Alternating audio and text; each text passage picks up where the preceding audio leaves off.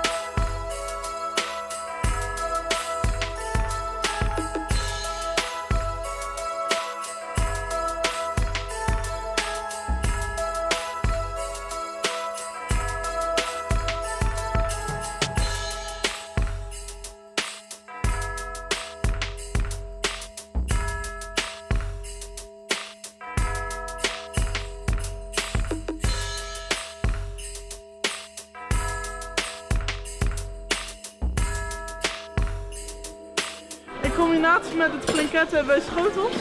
Dit zijn de koude schotels, die komen van het flinket. En dit zijn de gourmet schotels en die komen van onze eigen koeien. Dat is vlees van ons eigen. Ik maak op het moment truffels, slagroomtruffels.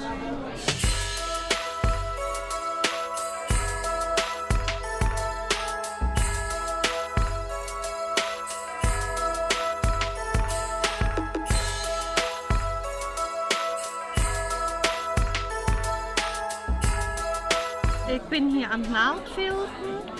Ik ben net bezig pootjes te maken voor een van die kleine schaapjes die ik maak. Naaldvilgen, dat is een naald met weerhaakjes en door prikken in die wol vervult die wol en dan kan ik ze als het ware boetseren.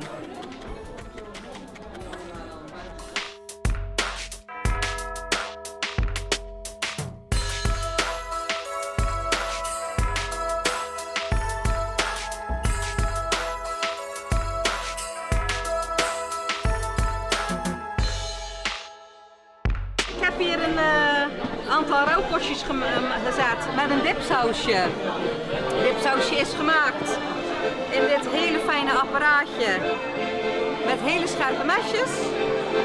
Je klikt hem dicht en door aan het touwtje te trekken, ik weet niet of het te zien is, draai je de mesjes rond en wordt alles wat erin zit fijn gehakt. Dit is de grote.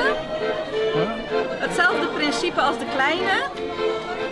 Maar dan om omeletje te maken of om slagroom te kloppen.